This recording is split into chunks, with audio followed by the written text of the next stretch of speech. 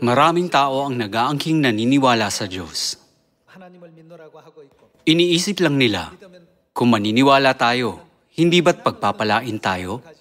Gayunman, tinuturo sa atin ng Biblia ang patutunguhan at mithiin ng ating pananampalataya.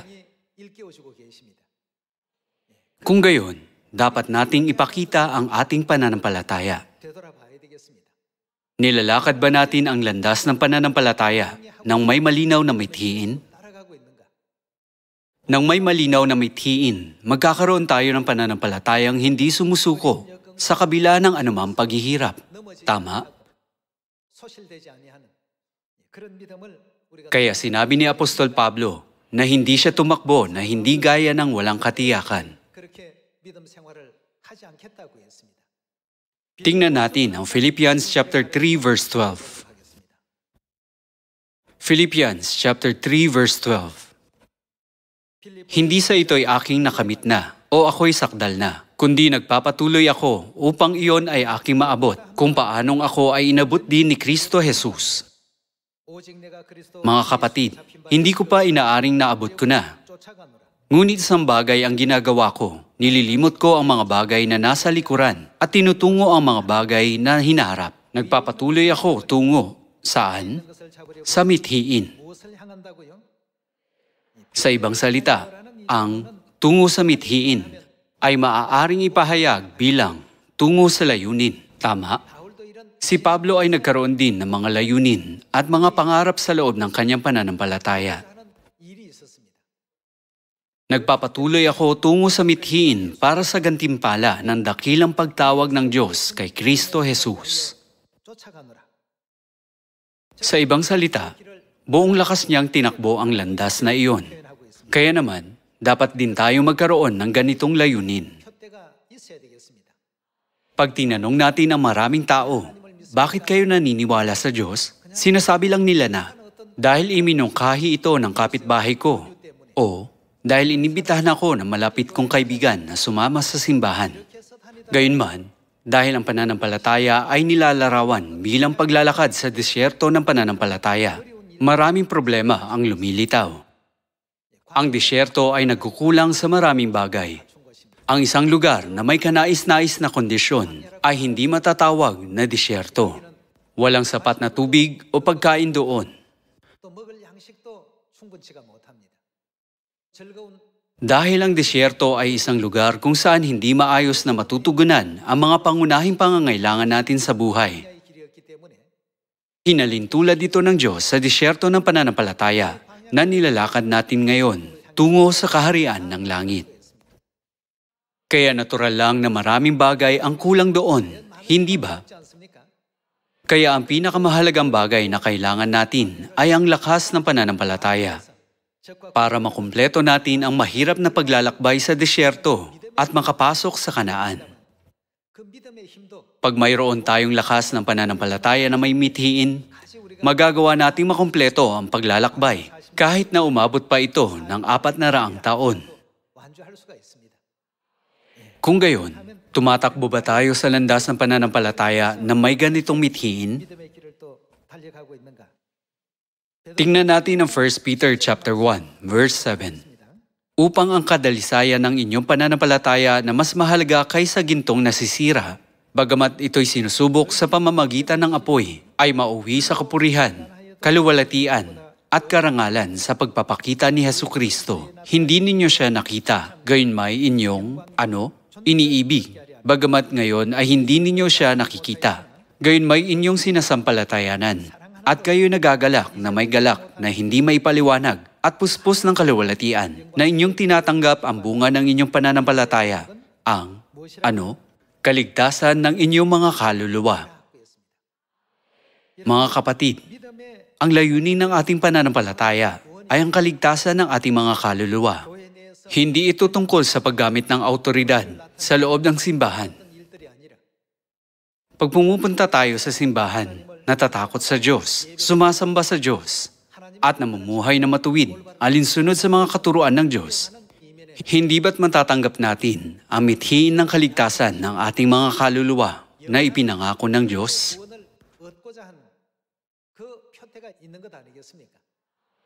Dapat na tumakbo ang lahat tungo sa mithiing ito. Kaya nasusulat na ang layunin ng pananampalataya ay ang kaligtasan ng kaluluwa at ang Diyos ay pumalupa sa laman para sa kaligtasang ito. Lumipat tayo sa Hebrews chapter 9. Hebrews chapter 9, verse 27.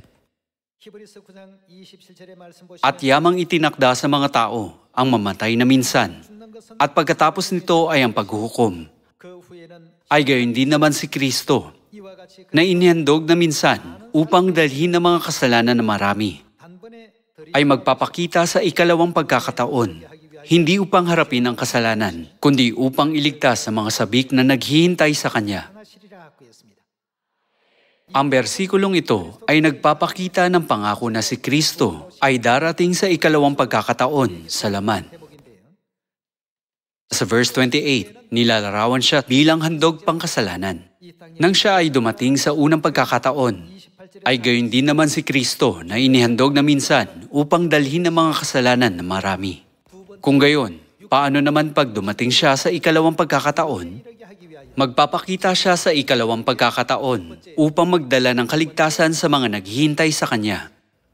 Kung gayon, hindi ba't dapat tayo magtakda ng mithiin ng ating pananampalataya para sa kaligtasan ng ating mga kaluluwa? 2,000 taong nakalilipas, sa Kanyang unang pagdating, tinatag ng Diyos ang daan ng kaligtasan para sa ating mga kaluluwa. Tingnan natin ang Matthew chapter 26 verse 17.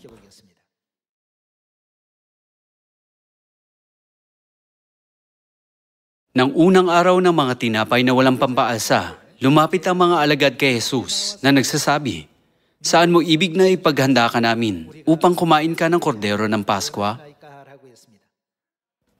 Kanino lumapit ang mga alagad? Ayon sa Matthew chapter 26, lumapit sila kay Jesus at nagtanong, "Saan mo ibig na ipaghanda ka namin upang kumain ka ng kordero ng Paskwa?" Ang katotohanan ng buhay, ang Paskwa na tinuring ni Jesus at ng kanyang mga alagad na napakahalaga, ay hindi matatagpuan sa alinman sa mga simbahan ngayon. Masasabi natin na ang simbahang walang Paskwa ay nawawalan na ng sigla.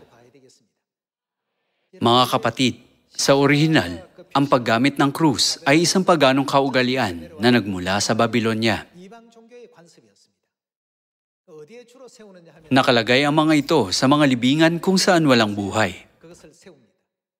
Pero ngayon, nilalagay na ito sa tuktok ng mga simbahan. Muli nating tingnan ang verse 17. Nang unang araw ng mga tinapay na walang pampaalsa, lumapit ang mga alagad kay Jesus na nagsasabi, "Saan mo ibig na ipaghanda ka namin upang kumain ka ng kordero ng Paskwa?" At sinabi niya, "Pumunta kayo sa isang tao sa lungsod at sabihin ninyo sa kanya, sinabi ng guro, malapit na ang oras ko. Sa iyong bahay ko, gaganapin ang Paskwa kasama ng aking mga alagad." Ang mga simbahan ngayon ay nagsasabing, hindi natin kailangang ipagdiwang ang Paskwa. Pero si Jesus ay nagsabi na kanya itong ipagdiriwang. Hindi nila tinatanggap ang katotohanan na nagpapatunay na malayo sila sa katotohanan. Sino ang nagsabing, "Sa iyong bahay ko gaganapin ang Paskwa"? Direkta itong sinabi ni Jesus sa kanyang mga alagad. Tingnan natin ang verse 19. At ginawa ng mga alagad ang ayon sa ipinag-utos sa kanila ni Jesus. Sinunod nila ang ipinag-utos sa kanila ni Jesus. Kung ang Paskwa ay walang pangako na makakapagligtas sa sangkatauhan, bakit ito may re-record sa Biblia? Ito ay dahil kailangan natin ito. Hinanda ng mga alagad ang Paskwa, hindi ayon sa sarili nilang kagustuhan, kundi ginawa ng mga alagad ang ayon sa ipinag-utos sa kanila ni Jesus, at inihanda nila ang Paskwa. Sinabihan na sila ni Jesus kung paano ihahanda ang Paskwa. Tingnan natin kung paano nila isinagawa ang Paskwa. Verse 26. Habang sila'y kumakain, ay dumampot si Jesus ng tinapay. Binasbasan niya ito at pinagputol-putol. At ibinigay sa mga alagad at sinabi, "Kumuha kayo, kainin ninyo, ito ang aking katawan." Ipinag-utos sa kanila ni Jesus na ihanda ang tinapay ng Paskwa. Matapos basbasan ang tinapay, sinabi ni Jesus, "Kumuha kayo, kainin ninyo, ito ang aking katawan." At kumuha siya ng isang saro. Laman nito ang alak ng Paskwa, tama? At na makapagpasalamat ay ibinigay sa kanila na nagsasabi, "Ano? Uminom kayong lahat nito, sapagkat ito ang, aking dugo ng tipan na nabubuhos dahil sa marami, sa ikapagpapatawad ng mga kasalanan." Sa araw ng Paskwa, ipinahayag ng Diyos ang bagong tipan. Ipinapaalam ito sa buong sangkatauhan. Kung ipagdiriwang ang Paskwa, alinsunod sa kautusan ni Moises, isang hayop ang kakailanganin. Gayunman, si Jesus ay kumuha ng tinapay at alak.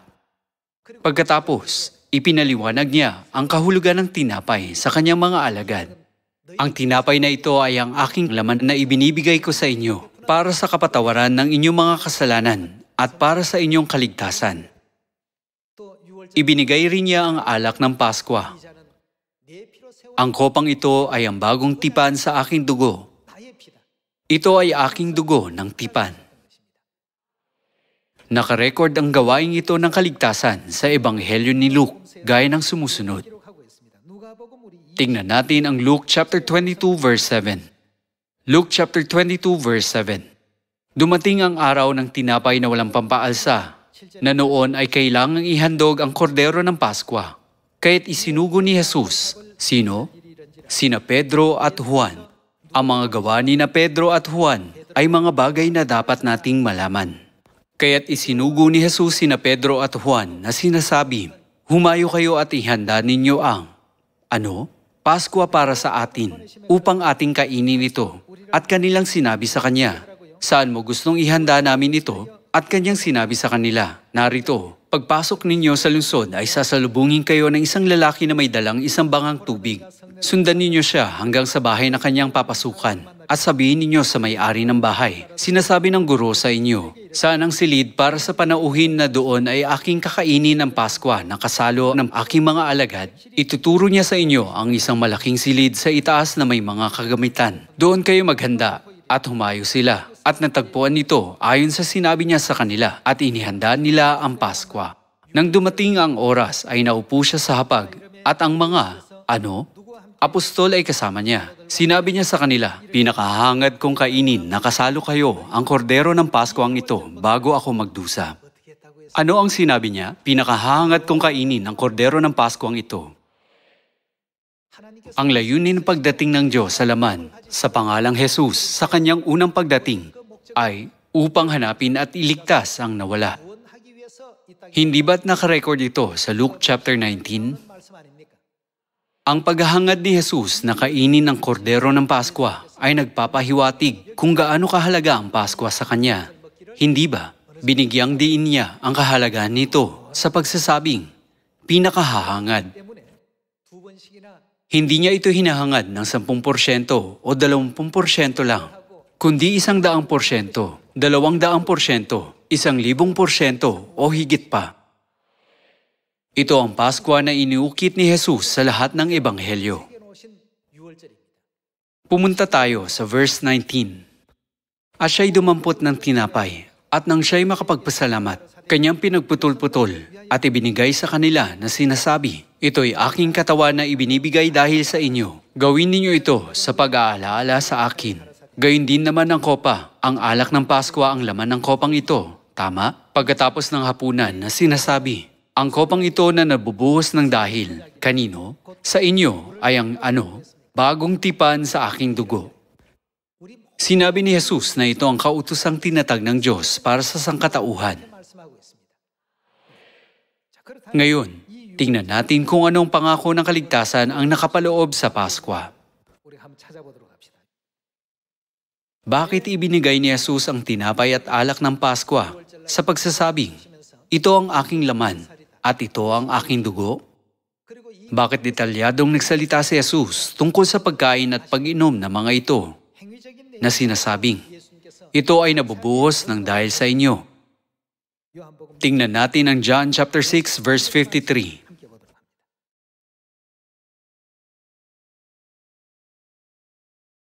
Tingnan natin ang verse 53.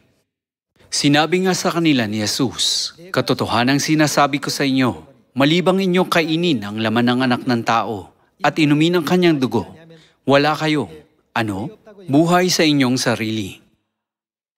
Ang mismong laman at dugo ni Jesus ay hindi natin aktwal na makakain at maiinom. Kung gayon, ano ang tinutukoy ni Jesus na kanyang laman at dugo? Ito ay ang tinapay at alak ng Paskwa. Isinugo ni Jesus sina Pedro at Juan, ang kanyang pinakamalalapit na alagad, para ihanda ang kaganapang ito. At binigyang diin ni Jesus na, "Pinakahangad kong kainin na kasalo kayo ang kordero ng Paskwang ito bago ako magdusa." Sinabi niya na, ang lahat ng ito ay para sa inyo. Paulit-ulit niyang binanggit sa mga apostol na ibinigay ang katotohanan ito para sa mga dapat na maligtas. Kaya sa Ebanghelyo ni Matthew, Mark, Luke, at John, ang Paskwa ay nabanggit. Ang Paskwa ay malapit na nauugnay sa ating kaligtasan. Kaya sa John chapter 6 verse 53, sinabi ni Jesus, "Malibang inyong kainin ang laman ng anak ng tao at inumin ang kanyang dugo, wala kayong, wala kayong buhay sa inyong sarili." Ibig sabihin, sila ay mga patay.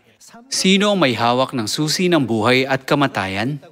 Ang ating Diyos ang may hawak nito. Ang Diyos na pumarito sa laman sa pangalang Jesus ay nagturo sa atin na hindi tayo magkakaroon ng buhay, malibang ating kainin ang kanyang laman at inumin ang kanyang dugo.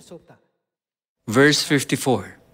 Ang kumakain ng aking laman at umiinom ng aking dugo ay may buhay na walang hanggan at siya'y muli kong, bubuhayin sa huling araw, sapagkat ang aking laman ay tunay na pagkain at ang aking dugo ay tunay na inumin. Ang kumakain ng aking laman at umiinom ng aking dugo ay nananatili sa akin at ako'y sa kanya. Ipinagkaloob sa atin ng Diyos ang mahalagang pagpapalang ito, nang sa gayon, siya ay manatili sa atin at tayo sa kanya.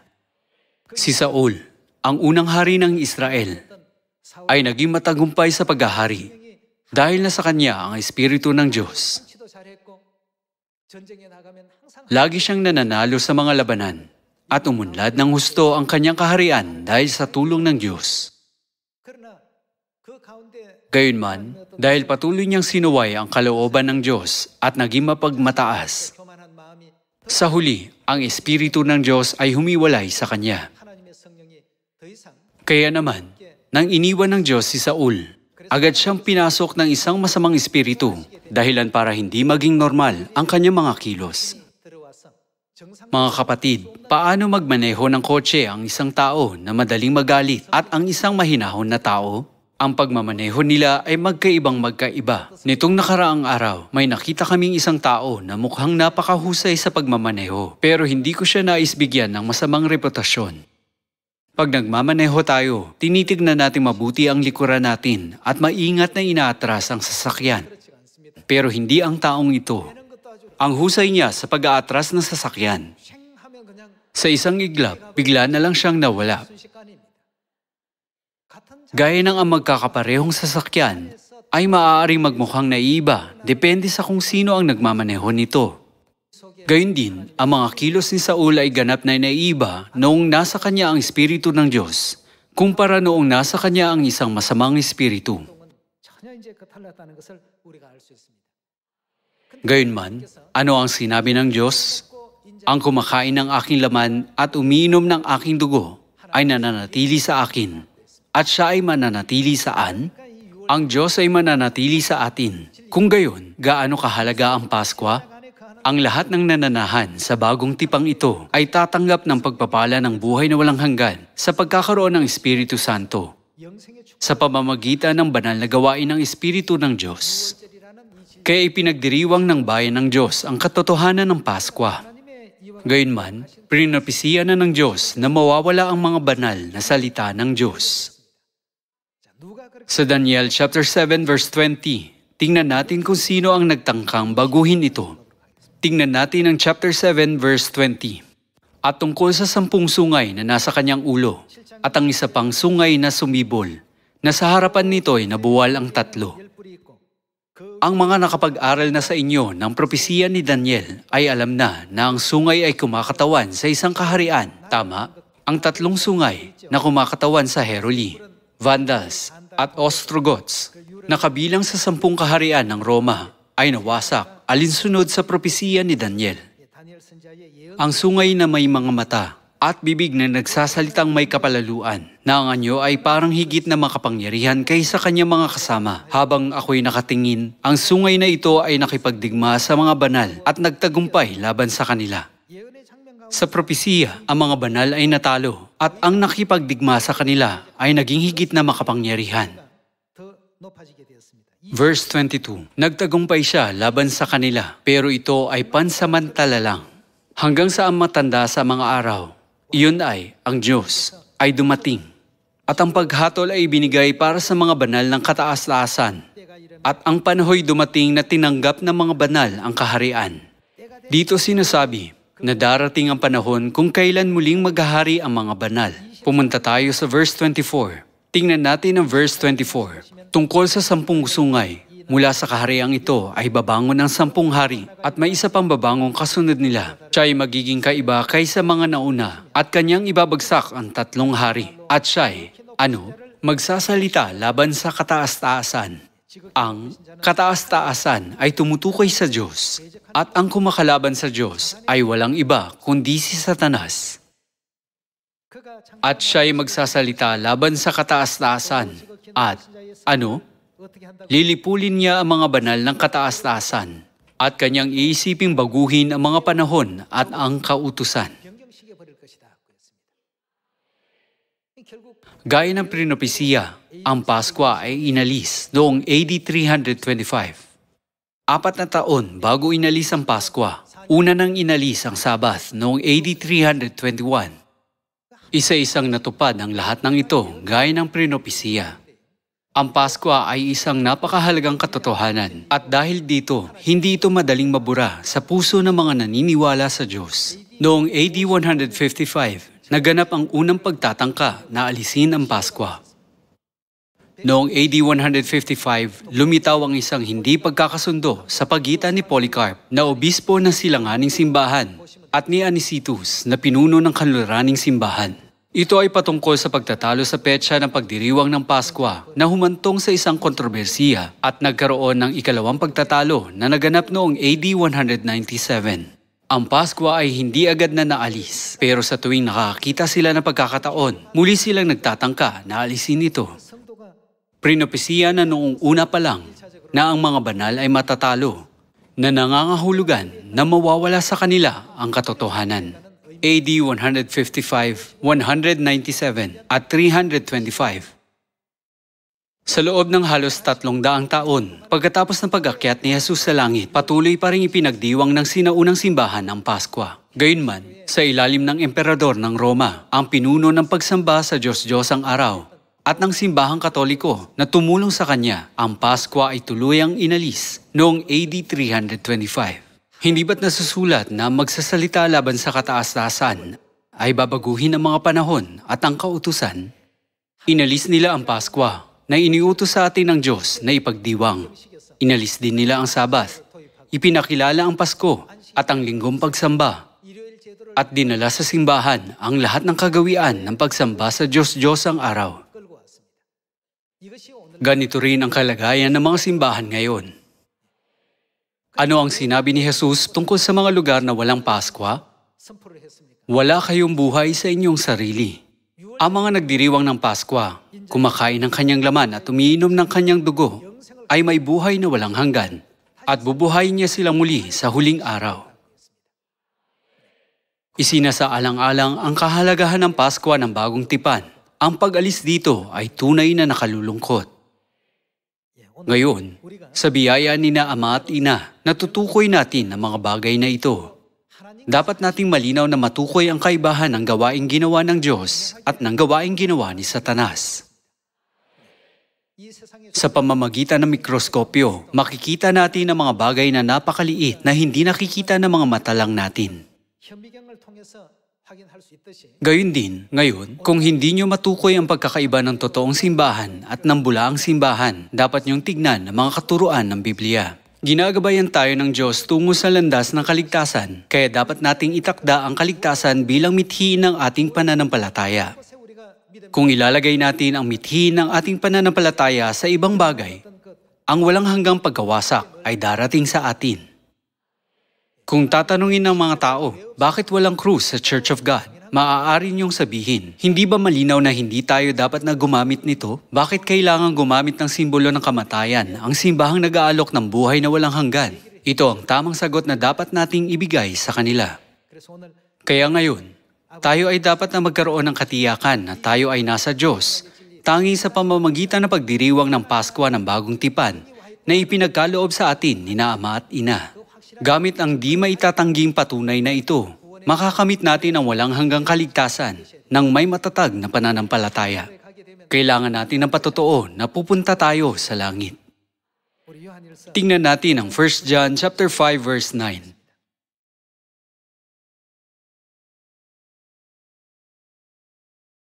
Kung tinatanggap natin ang patotoo ng mga tao, ay higit na dakila ang patotoo ng Diyos.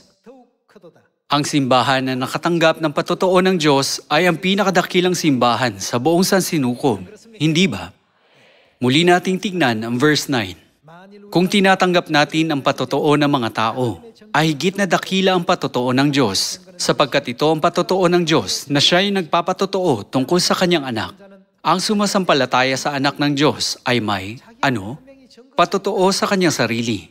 Ako at ikaw ay may patotoong ito. Ang hindi sumasampalataya sa Diyos ay ginagawa siyang sinungaling, sapagkat hindi siya sumasampalataya sa patotoo na ibinigay ng Diyos tungkol sa kanyang anak. At ito ang patotoo na tayo'y binigyan ng Diyos ng, buhay na walang hanggan. Paano niya tayo binigyan ng buhay na walang hanggan? Kumuha siya ng tinapay at alak ng Paskwa at sinabi, "Ito ang aking laman, at ito ang aking dugo. Kung kakain at iinom kayo nito, magkakaroon kayo ng buhay na walang hanggan." Ibinigay niya sa atin ang pangakong ito sa Bagong Tipan. At ito ang patotoo, na tayo'y binigyan ng Diyos ng buhay na walang hanggan, at ang buhay na ito ay nasa kanyang anak, ang kinaroroonan ng anak.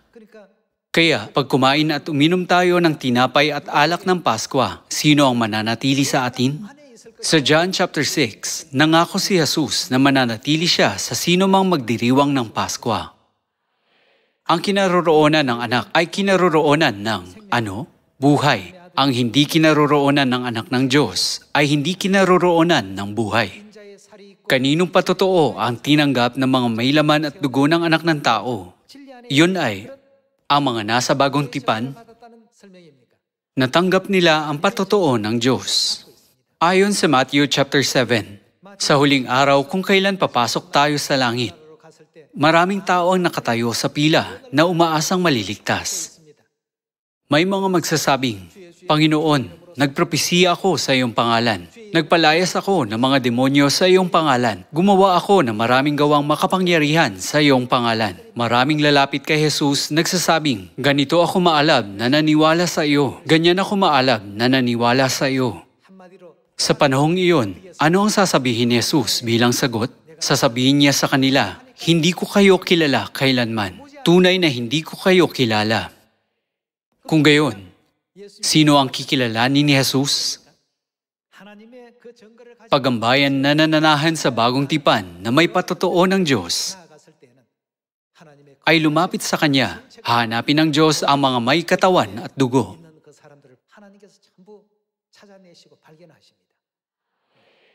Sinasabing sa loob ng katawan ng tao, may isang programa na nagsisilbing isang mapa para matukoy kung ano ang karamdaman na maaring makuha ng isang tao at kung gaano siya kataas sa kanyang paglaki. Ito ay tinatawag na genome map. Sa pamamagitan lang ng pagtingin dito, malalaman na natin kung sa anong edad magkakaroon ng ganitong uri ng karamdaman ang isang tao. Nilagay ng Diyos ang mga mapang ito sa loob ng katawan ng tao.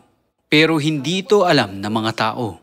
Sa loob ng libo-libong taon, mula sa panahon kung kailan lumitaw ang mga tao sa lupang ito hanggang sa kasalukuyan, hindi alam ng sangkatauhan na umiiral ang mga ganitong bagay. Gayunman, Sa isang tingin lang, nalalaman ito ng Diyos dahil nilikha at nilagay niya ito sa ating mga katawan.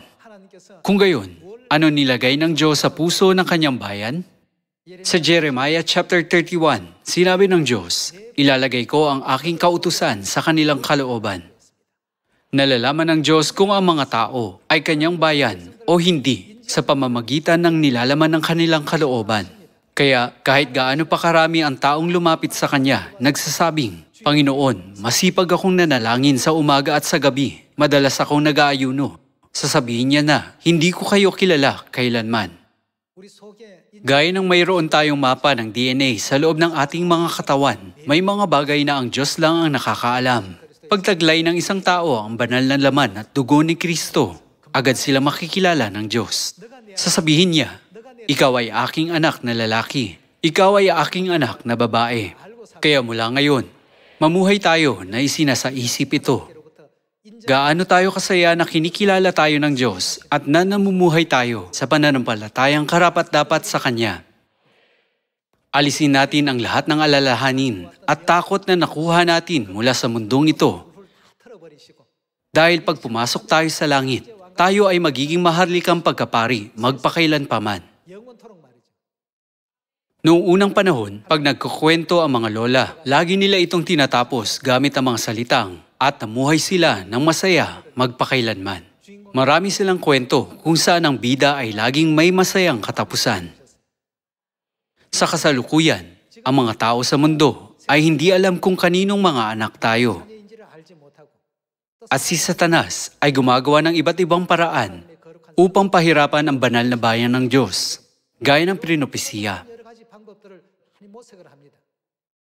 Sa kabila nito, panghawakan natin ang mahalagang pangako ng Diyos hanggang sa huli at kumplituhin ang landas ng bagong tipan. Umaasa ako na makakasunod tayo sa landas kung saan tayo inaakay na makalangit na ina, ang bagong Jerusalem, na siyang realidad ng bagong tipan hanggang sa huli. Dito, nais kong tapusin ang sermon. Maraming salamat.